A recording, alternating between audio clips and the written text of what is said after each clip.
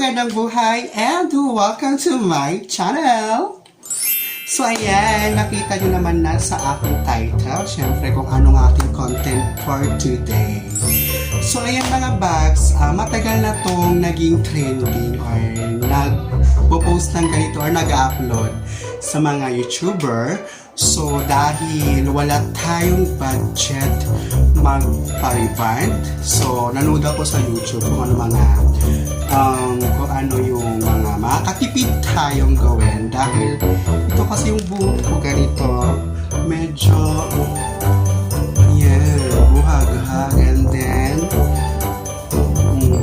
ang pangit talaga katulad ng ano. So ayan, itatry po natin yung Consuka, ayan, conditioner with suka. So ayan, may suka po tayo dito, suka po ito. And then, cream silk na pink, mga ilay ito.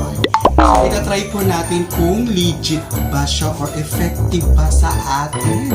So, ayan, madalawa tayong cream silk dito and then, paubos na suka. So, ayan, itatry po natin kung effective ba sa akin. Siyempre, dahil nanihinayan din ako magpariban kasi, iba, sa hirap natin ngayon, sa ating pinagdadaanan sa pandemic, saan ba tayo kukuha ng pera? Pampariban, Diyos ko.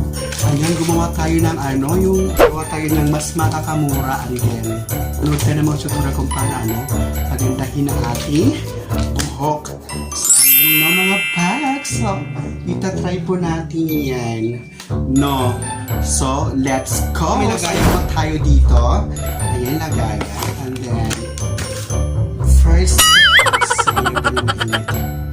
so una, syempre, ilagay natin yung dalawang prinsa.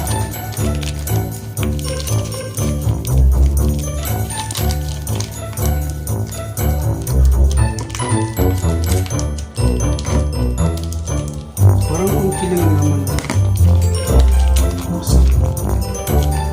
Malaki yung lagayan pero maliit lang yun. Kunti lang yun. Ito naman niya. Wow! Nabunais kami yata tayo ng cream silk. Dana!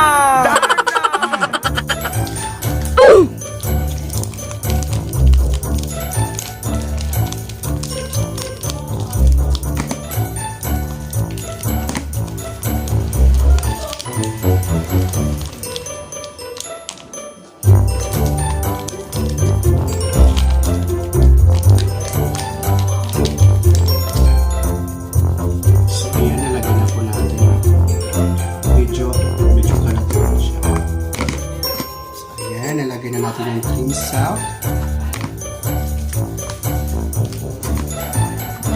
And then, lagyan na po natin ng kunting suka lang nating gamitin.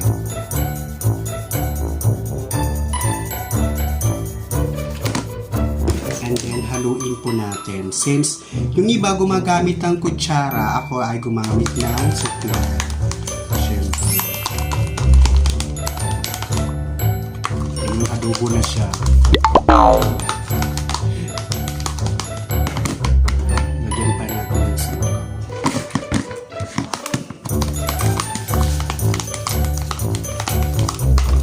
So, yun, ganyan siya, no?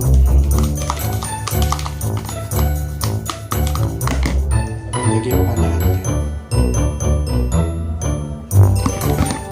Maraming suka.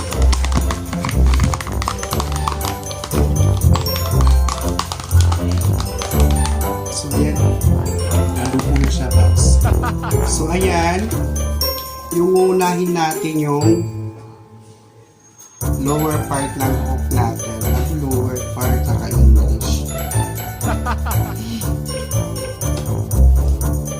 So ayan, dito po yung unahin natin.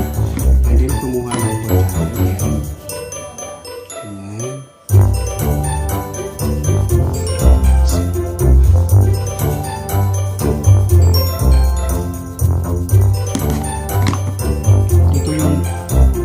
Siguraduhin ko kasi mamalaman ng apply away siya.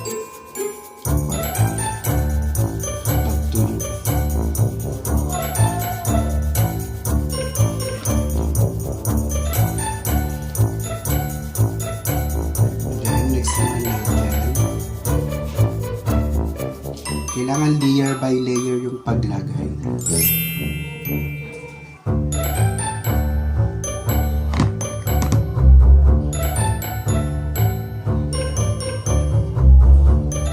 Hindi ko alam kung legit to kasi first time ko ginawa. Talaga. Hindi ko alam kung sana umifix sa atin yung napupunta kasi mainit. Palatin ko kasi yung electric fan. Nagingay kasi pag nagpaglamat. Kaya kailangan layer by layer yung paglagay natin para pumasyon yung mga.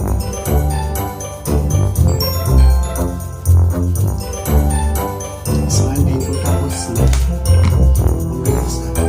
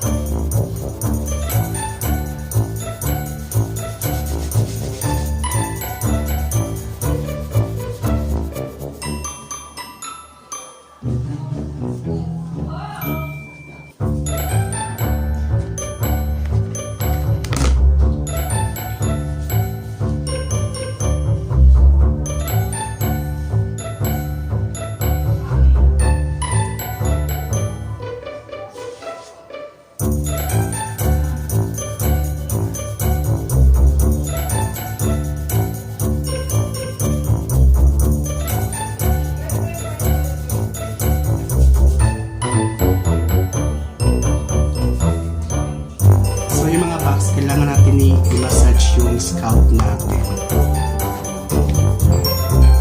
Napanood ko lang yun. Kailangan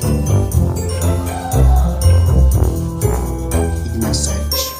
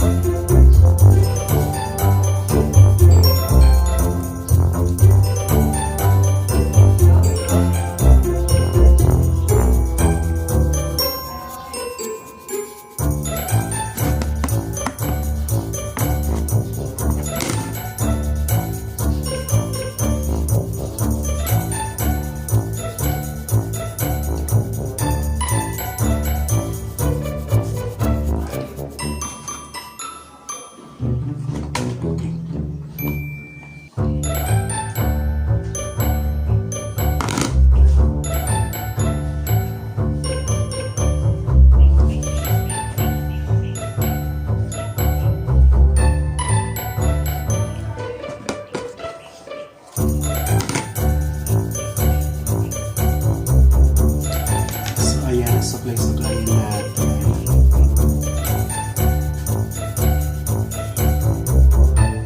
Nakita na yung mga airport natin. Sobrang init.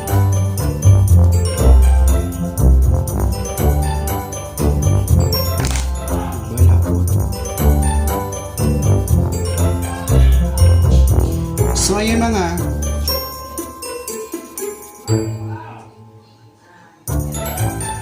So yung mga bags, ibabad muna natin ng 10 minutes or 30 para syempre mano siya ma-absorb yung suka at saka yun. So talaga ano yun? Ano ka mag-adobo? Joke. So ayan, basta ibabad natin ng 30 minutes and then magbanlaw na tayo. Or gawin na lang natin isang oras at saka banlawan na natin. See you there! See you there! So, dyan lang kayo. 2 hours later. So, ayan mga box, 1 oras na po. So, medyo naninigas na siya. So, suklayin muna natin bago tayo maligo o banlawan. So, ayan.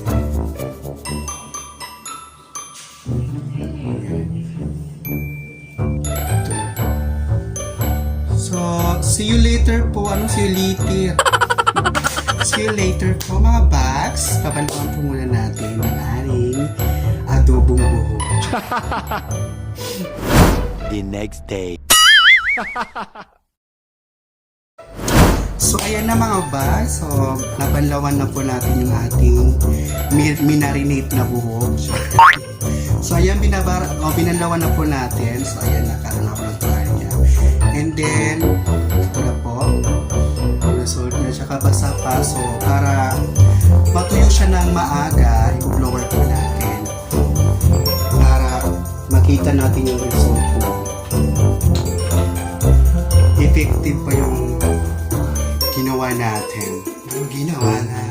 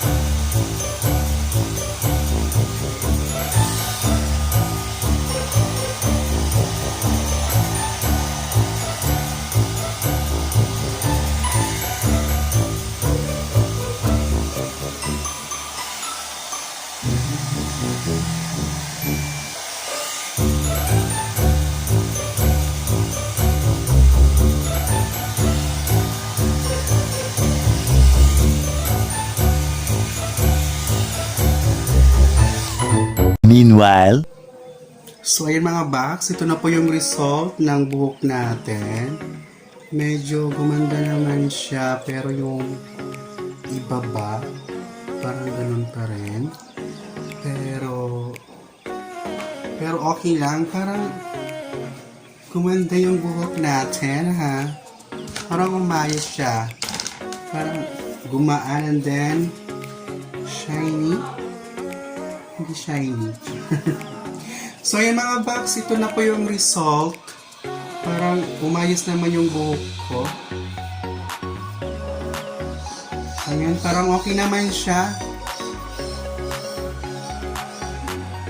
Ayan, yung pagbanlaw ko po ng buhok, hindi pa ako nag-shampoo. Siyempre, baka mawala rin yung suka. Suka! Basta hindi ko siya nilagyan ng shampoo para siyempre, kumapit pa rin din yung niya. Ano ba yung kumapit? Hindi natin alam yun. Kaya wag natin i-explain. So, ayan mga box, ito na po yung result ng ating buhok. Parang tumipikwas talaga siya.